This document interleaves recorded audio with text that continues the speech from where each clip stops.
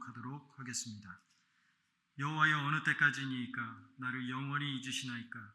주의 얼굴을 나에게서 어느 때까지 숨기시겠나이까? 나의 영혼이 번민하고 종일토록 마음에 근심하기를 어느 때까지 하오며 내 원수가 나를 치며 자랑하기를 어느 때까지 하리오이까? 여호와 내 하나님이여, 나를 생각하사 응답하시고 나의 눈을 밝히소서. 두렵건대 내가 사망에 잠을 잘까 하오며 두렵건대 나의 원수가 이르기를 내가 그를 이겼다 할까 하오며 내가 흔들릴 때에 나의 대적들이 기뻐할까 하나이다. 나는 오직 주의 사랑을 의지하여 싸우니 나의 마음은 주의 구원을 기뻐하리이다. 내가 여호와를 찬송하리니 이는 주께서 내게 은덕을 베푸심이로다. 하나님의 말씀입니다. 우리가 인생을 살아가면서 참으로 슬퍼하고 또 탄식하는 일들이 생깁니다. 내가 잘못한 일 때문에 발생된 그러한 아픔도 있고 또 다른 사람에 의해서 다른 사람의 잘못 때문에 겪게 되는 슬픔도 있습니다. 그리고 이유를 알 수 없이 고통과 슬픔이 찾아올 때도 있습니다. 그래서 세상에 사는 사람들은, 하나님을 모르는 사람들은 이 고통을 잊어보려고 술을 마시기도 하고 또 자기의 이야기를 들어줄 사람을 찾아 나서기도 하고 또 여러 신들을 찾아서 빌기도 합니다. 그렇다면 그리스도인은 어디서 소망을 찾아야 될까요? 어디서 이러한 슬픔과 고통 가운데 있을 때의 위로를 찾을 수가 있을까요? 우리는 그 해답을 너무나 잘 알고 있습니다. 바로 예수 그리스도 안에서 위로를 받습니다. 그리스도를 의지하는 것 외에 다른 것을 의지한다면 그 결과 거기에는 공허함이 기다리고 있을 것이고 비참한 결과만 남게 된다는 것을 알고 있습니다. 하지만 그럼에도 불구하고 정작 큰 환난이 닥치면 예수님께 나아가지 못하고 어떤 사람은 세상 사람들처럼 그렇게 행하고 어떤 사람은 하나님을 향해서 한탄하고 또 실망감을 쏟아냅니다. 내가 잘못한 것으로 인해서 어떤 고통이나 환난이나 역경을 겪게 된다면 거기에 대해서 회개할 원인을 알고 납득이라도 할 수 있을 텐데, 그런데 내가 잘못한 것이 아무것도 없는 상태에서 어려움이 발생된다면 슬픔만 겪게 될 뿐만이 아니라 심지어는 그 안에 분노까지도 일어나게 됩니다. 세상에는 누군가에게 책임이 있다고 딱 짚어서 말하기 어려운 그런 어려운 일이 우리 안에 당하기도 합니다. 세상이 악해서 너무나 많은 그러한 악한 범죄 사건이 우리 주변에 있는 것도 알고 있습니다. 아니, 주변을 보지 않고 우리 스스로의 내면만을 봐도 그 심령이 투명하지 못한 것이 얼마나 많은지 모릅니다. 사랑과 위로와 오래 참는 마음이 넘치도록 있지 않다는 것을 우리 스스로만 봐도 알 수가 있습니다. 믿는 자를 보더라도 이런 모습인데 이 세상은 어떨까요? 사탄의 그러한 관계 속에서 세상은 온통 이리저리 흔들흔들 거리면서 그러한 가운데서 세상에서 당면되게 되는 그러한 슬픔과 고통, 여기서 우리는 어떻게 예수 그리스도를 붙잡을 수 있을 것인가?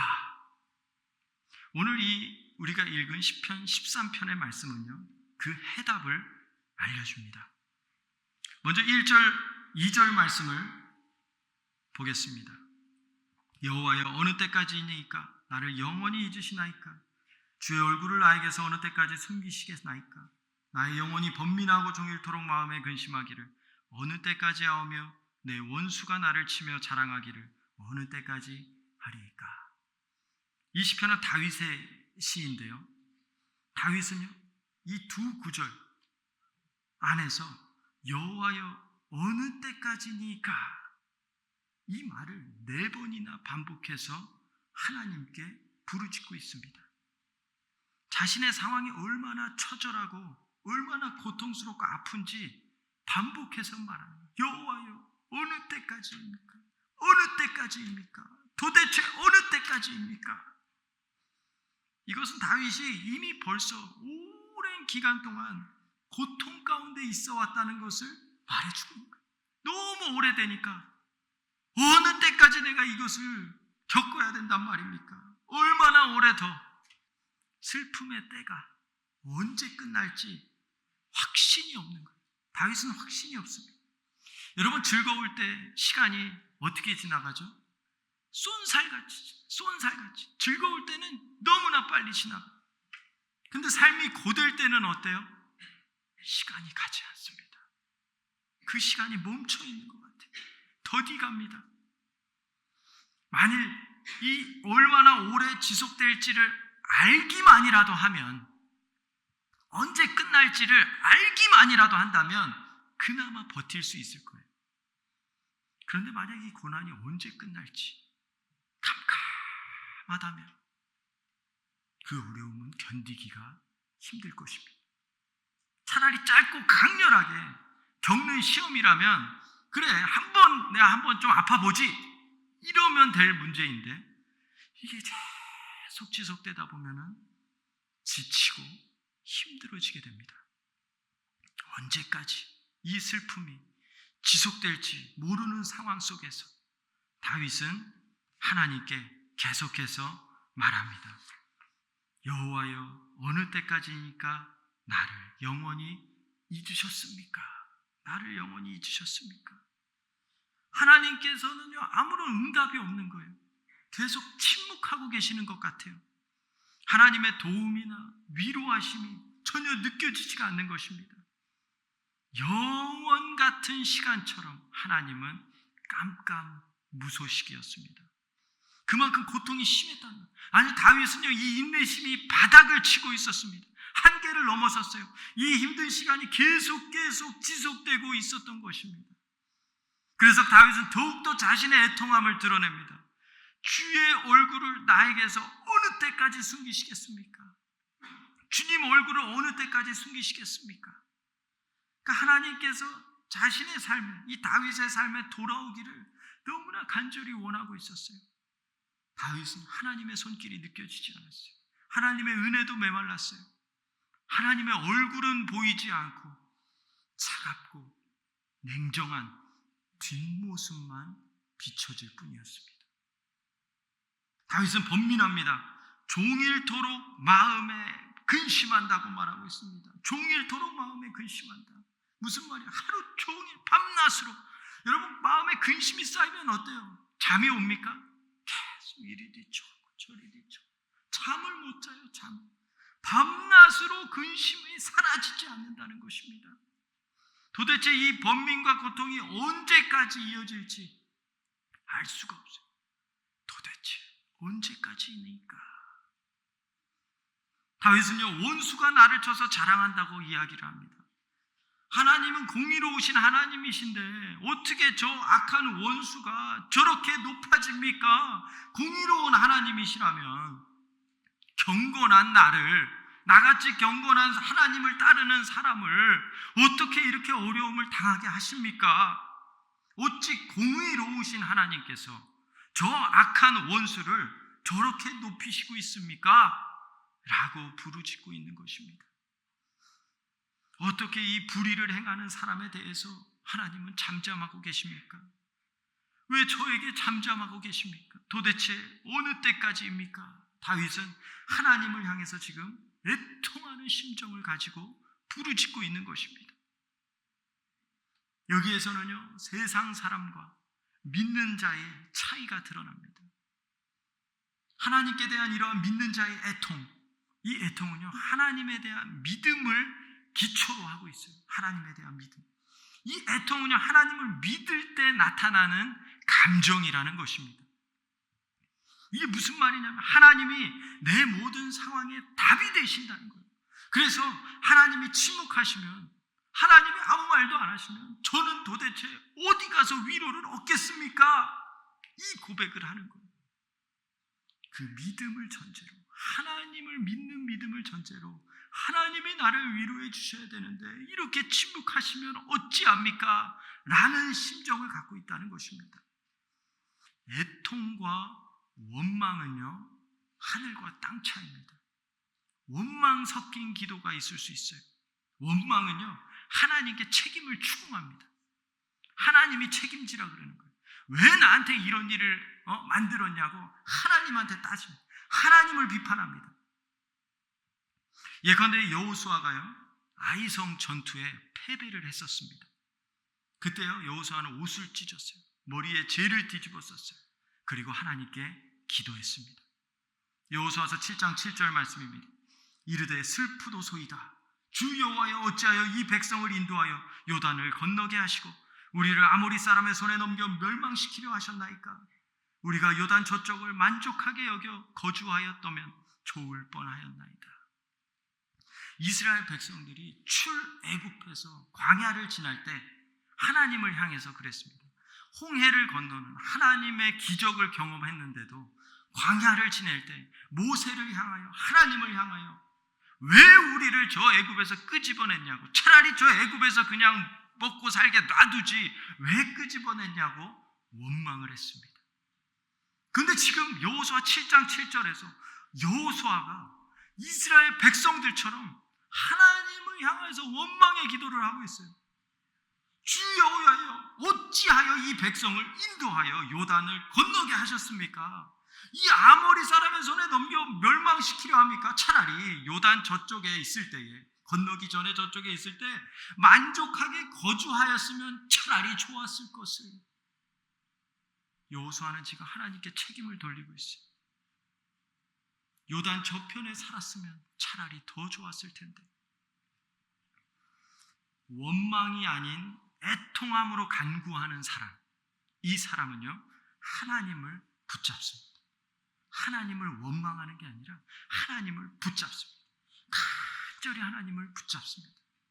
다윗은요, 하나님을 의지하여서 이렇게 기도로 나아갑니다. 3절 말씀입니다. 여호와여, 여호와 내 하나님이여, 나를 생각하사 응답하시고 나의 눈을 밝히소서. 두렵건대 내가 사망에 잠을 잘까 하오며. 다윗이 뭐라고 고백하죠? 여호와 내 하나님이여. 여러분, 어디서 많이 본 고백 같지 않습니까? 우리가 어떻게 보면 매일, 너무나 자주 우리도 이렇게 기도하고 있습니다. 하늘에 계신 우리 아버지여, 아버지여. 다윗은 이 믿음을 가지고 고백을 한 거예요. 예수님께서 이 기도를 가르쳐 주셨어요. 기도의 시작에 친밀한 우리 아버지 하나님을 불러라. 아버지 하나님을 불러라. 아버지 하나님, 우리와 너무나 가깝고 너무나 친밀한 하나님, 넘어지지 않는 버팀목 같은 아버지 하나님, 든든한 바위와 같은 그 아버지 하나님을 부르라는 것입니다. 다윗은 이 고백을 하는 거예요. 여호와 내 하나님이여. 이 다윗의 고백, 오늘 이 다윗의 고백과 동일하게 고백을 한 인물이 있습니다. 아수르가요, 구약시대 때 이 아수르가 유다의 모든 성읍을 다 함락을 시켰습니다. 예루살렘 성이 이제 하나만 딱 남았어요. 유다는요, 군대도 없었습니다. 백성도 다 도망갔어요. 거의 없었어요. 먹을 물도 없었어요. 양식도 없었어요. 이런 상황에서 유다 왕이었던 히스기야가 하나님께 기도를 드립니다. 이사야서 37장 20절 말씀입니다. 우리 하나님 여호와여, 이제 우리를 그의 손에서 구원하사 천하 만국이 주만이 여호와이신 줄을 알게 하옵소서 하니라. 히스기야는 기도했어요. 여러분, 히스기야는 이 성만 함락되면 죽을 상황이었습니다. 이제 하나만 딸랑 남은 상황이에요. 사방이 다 적군이었습니다. 얼마나 두려웠겠어요. 그런데 히스기야는 붙잡았습니다. 우리 하나님 여호와를 붙잡았습니다. 나를 구원하실 분을 붙잡았습니다. 온 세상이 여호와를 알게 될 거라는 확신이 있었어요. 여러분, 히스기야의 이 기도를 하나님께서 들어주셨을까요? 모른 척 하셨을까요? 이사야서 37장 36절에 그 응답이 나옵니다. 여호와의 사자가 나가서 아수르 진중에서 18만 5천인을 쳤으므로 아침에 일찍 일어나 본즉 시체뿐이니라. 적군을 다 전멸시켰어요. 누가요? 하나님께서. 하나님이 일하여 주셨어요. 어떻게 이런 고백을 할 수가 있었죠? 어떻게? 히스기야가 어떻게? 다윗이 어떻게? 단서가 있습니다. 우리 하나님 여호와여, 하늘에 계신 우리 아버지여, 여호와 내 하나님이여, 나의 하나님이라. 나의 하나님. 그 하나님을 경험한 그 경험이 있었어요. 다윗은요, 하나님을 경험한 이 분명한 체험이 있었습니다. 사무엘상 17장에 보면 45절에 다윗이 경험한 일입니다. 다윗이 블레셋 사람에게 이르되 너는 칼과 창과 단창으로 내게 나와오거니와 나는 만군의 여호와의 이름 곧 네가 모욕하는 이스라엘 군대의 하나님의 이름으로 내게 나아가더라. 무슨 장면이죠? 골리앗 앞에서 지금 다윗이 고백하는 거예요. 너는 칼과 단창으로 내게 오지만 나는 만군의 여호와의 이름으로 나간다. 또 여호와의 구원하심이 칼과 창에 있지 아니함을 이 무리에게 알게 하리라. 전쟁은 여호와께 속한 것인즉 그가 너희를 우리 손에 넘기시리라. 골리앗은요, 세상의 힘, 좋은 갑옷을 입고 무기를 들고 나왔어요. 그런데 다윗은요, 여호와의 이름 하나만 들고 나왔습니다. 여호와의 이름만 붙잡고 나왔어요. 이 당시의 왕이 누구였어요? 사울이었어요. 사울. 심지어 다윗의 형들도 이 전투에 참가하고 있었어요. 이스라엘 사람들은요, 40일 동안 골리앗 앞에서 꼼짝도 못하고 아무 말도 못하고 있었어요. 사울과 다윗의 형들이 다윗에게 뭐라 그랬어요? 저 세상 물정 모르는 어린애라고 생각을 하면서 다윗이 왜 이 전투에 갔죠? 아버지께서 야, 형들 전투하니까 가서 도시락 좀 갖다 주고 와. 도시락 배달하러 왔어요. 도시락 배달. 그 형들이 도시락 받고 이 다윗이 어떻게 저 골리앗이 이런 말을 합니까? 라고 하니까 이 세상 물정 모르는 이 어린애가 뭘 하겠다고. 사울도 마찬가지. 지금 뭐 갑옷도 못 입고 이 조그만 애가 뭘 할 수 있겠느냐. 골리앗은 어떻게 생각했습니까? 지금 자기 때문에 이스라엘 전체가 아무 소리 못하고 있어요. 숨죽이고 감히 나서지도 못하고. 그런데 조그만 이 다윗 하나가 나와가지고 뭐라고 얘기를 하는데 골리앗이 뭐라고 생각을 했겠습니까? 그런데 이 전투의 결과가 어떻게 됐어요? 골리앗이 칼 한 번 휘두르지 못하고 시체가 되어 뒹굴게 됩니다. 다윗은요, 보았어요. 다윗은요, 경험했어요. 하나님은 살아계시다. 하나님은 나와 함께 하신다. 여호와를 의지하는 자에게는 절대적인 승리가 주어진다는 사실을 경험했다는 거예요. 다윗은 분명한 확신이 있었어요. 다윗에게는 하나님의 명예에 대한 이 열정이 있었습니다. 하나님께서 자신을 보호하시라는 이 확고한 확신이 있었습니다. 그래서 다윗은요, 나의 하나님이라고 고백을 할 수가 있는 거예요. 여호와 나의 하나님이요. 다른 누구의 하나님이 아니에요. 다른 누군가가 경험한 하나님이 아니에요. 우리 부모님이 경험한 하나님이 아니에요. 내 친구가 경험한 하나님이 아니에요. 누군가를 통해서 건너들은 하나님의 이야기가 아니에요. 나와 동행하고 계시는 하나님, 그 경험은요, 절대 사라지지 않습니다. 나를 절대 놓지 않습니다. 그 경험은 누구도 대신해 줄 수 없습니다. 나를 지켜주십니다. 확실하게 지켜주십니다. 그 경험을 갖고 있었어요.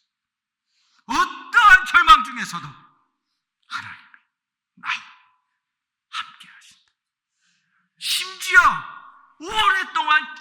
기억하셨을지라도 어찌 나를 이렇게 내버려 두십니까? 여호와여 어찌하십니까? 다윗은 4번이나 외쳤어요. 그럼에도 불구하고 하나님은 여전히 우리 아버지가 되십니다. 다윗은요, 분명하게 알았던 게 뭐냐면 하나님과 다윗의 관계였어요. 관계. 이 관계를 의심하지 않았어요. 그래서 흔들림 없이 하나님께 부르짖습니다. 나의 하나님이여 나를 생각하소서. 3절의 말씀입니다. 나를 생각하소서. 나를 잊지 말고 내게 응답하소서. 나를 생각해서 돌보아 달라고 말하는 것입니다. 왜요? 나의 아버지 되는 하나님이니까. 여러분, 아버지가 자녀의 말을 무시할까요? 모른 척 할까요? 듣고 계신다는 거예요. 여호와 내 하나님이여 눈동자처럼 지키시는 그 보호하심으로 나를 보살펴 달라고 지금 간절히 간구하고 있습니다. 그리고 또 다시 부르짖습니다. 나의 눈을 밝혀주소서. 나의 눈을 밝혀달라는 거예요. 사망의 잠을 잘까 두려워 이 눈을 밝혀달라는 것입니다. 이 고백이 무슨 의미일까요? 왜 눈을 갑자기 밝혀달라는 것일까요? 다윗은요, 하나님께 아까 절규했어요. 언제까지 숨으실 것입니까? 하나님 언제까지 아무런 대답도 하지 않고 숨으실 것입니까? 이렇게 말했어요. 그런데 이제 다윗은요, 자신의 눈을 밝혀서 하나님이 숨으시고 잊어버린 거라는 자신의 잘못된 판단을 내리지 않도록 눈을 밝혀달라는 것입니다. 하나님이 숨으셨다고 자기가 오해하지 않도록 눈을 밝혀달라는 것입니다. 하나님을 떠나지 않도록. 그래서 하나님이 숨으셨으니까 하나님이 이제 필요 없어 라고 자기가 떠나지 않도록 자기 눈을 온전히 밝혀서 하나님을 바라보게 해달라는 것입니다.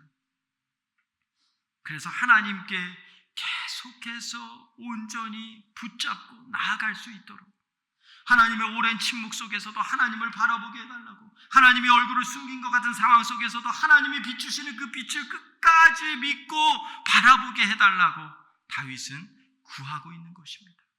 세상 사람들은요, 삶에서 처한 고통스러운 현실을 보고 저 신은 저렇고 저 신은 이렇다 판단하고 불만을 내뱉을 때 그리스도인은 어떻게 합니까? 나는 고난과 슬픈 이 현실 속에서도 여전히 빛을 비추고 계시는 하나님이 살아계심을 믿습니다. 그 하나님만을 붙잡고 걷기를 원합니다. 이 고백을 하는 것이 바로 은혜 입은 신자의 모습이라는 것입니다. 어떠한 환난과 고난 속에서도 뭘 붙잡아야 돼요? 하나님과 나와의 관계를 붙잡니다. 하나님과 나의 관계. 하나님을 보지 못하고 환경을 보고 상황을 보고 내 마음과 시선이 그쪽으로 향하지 않도록 주님 내 눈을 밝혀주옵소서, 이렇게 기도를 드리고 있는 것입니다. 다윗은 결국 어떻게 기도로 나아갈까요? 다윗의 기도는요, 결국 하나님 앞에서 아름다운 확신의 찬송을 올려드리게 됩니다. 5절 6절 말씀입니다. 나는 오직 주의 사랑을 의지하여 싸우니 나의 마음은 주의 구원을 기뻐하리이다. 내가 여호와를 찬송하리니 이는 주께서 내게 은덕을 베푸심이로다. 여러분, 이 시편 13편의 내용은요, 정말로 드라마틱한 내용입니다. 여호와여 어느 때까지입니까? 다윗은 4번이나 반복해서 하나님께 부르짖었어요. 영원히 나를 잊으실 것입니까? 하나님 얼굴을 어느 때까지 숨기시겠습니까? 내 원수가 나를 치고 자랑하는데 그 공의로우신 하나님 아니십니까? 어느 때까지 내버려 두실 것입니까? 이런 애통함의 상태에 있던 다윗이었습니다. 그런데 이제 이 다윗이 놀라운 확신 가운데에 서게 됐다는 거예요. 그 첫 번째 확신은요, 주님의 사랑을 확신한 것입니다. 주님의 사랑을 확신했어요. 나는 주의 사랑을 의지하여 싸우니, 주의 사랑을 의지하여 싸우니. 여기서 주님의 사랑이 뭡니까? 헤세드의 사랑이에요.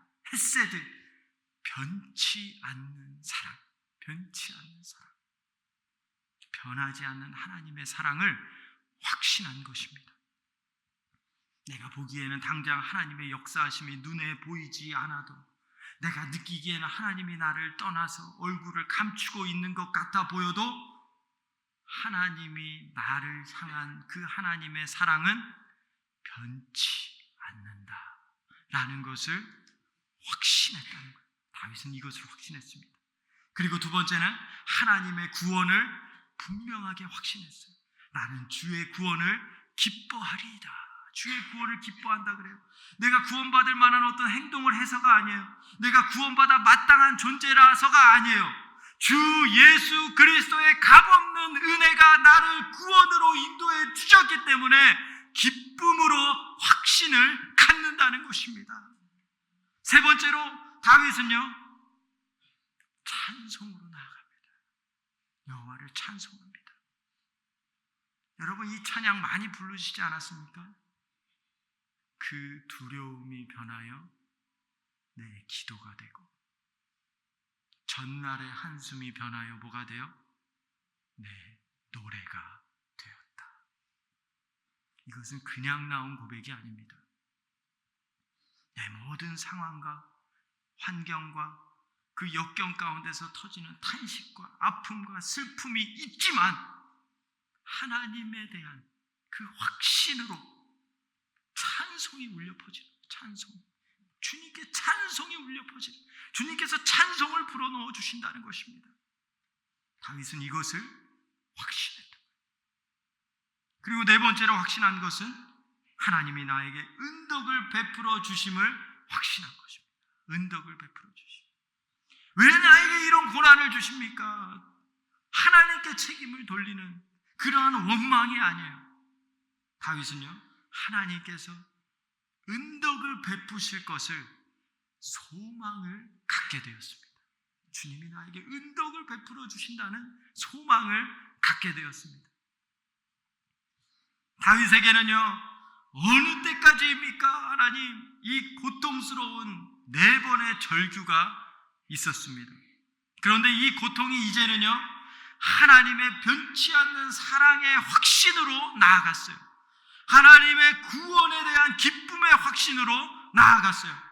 하나님을 찬송할 이유에 대한 확신으로 나아갔어요. 나에게 은덕을 베푸실 것에 대한 확신으로 하나님께 영광을 돌리고 있는 것입니다.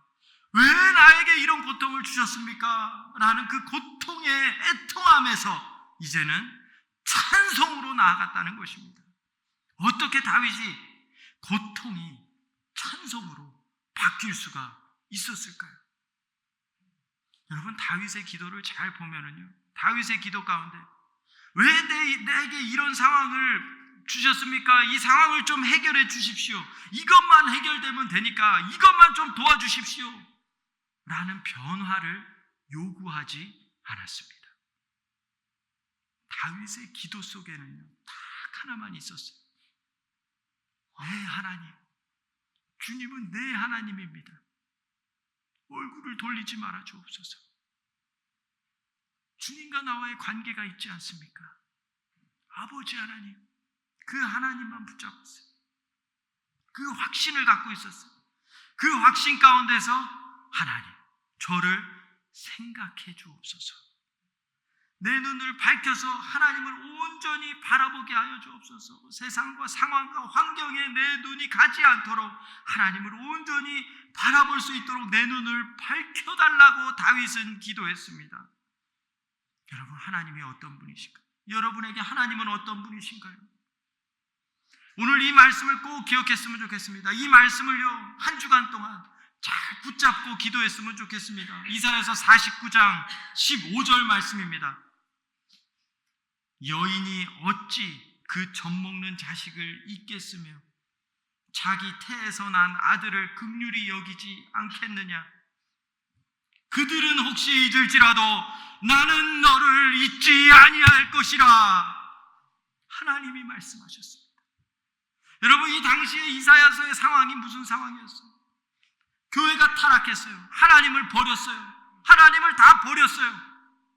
그러한 상황 속에서도 하나님이 얘기하시는 거예요. 저 남은 자를 바라보면서 그들은 혹시 잊을지라도 나는 너를 잊지 않겠다. 잊지 않겠다.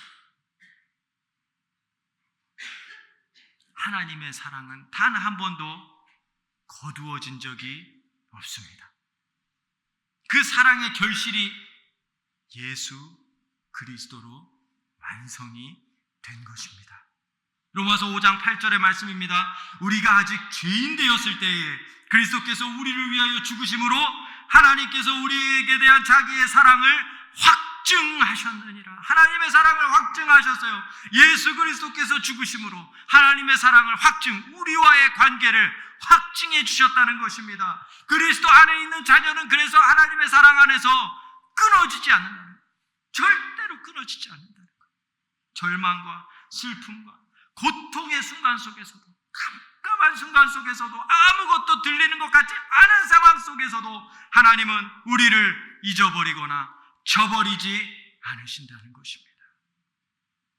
여러분, 예수님을 의지하여서 기도할 때요, 여전히 어두운 답답한 그러한 환경에 처했을지라도 하나님은 주님의 헤세드, 변치 않는 사랑을 비추시고 계십니다.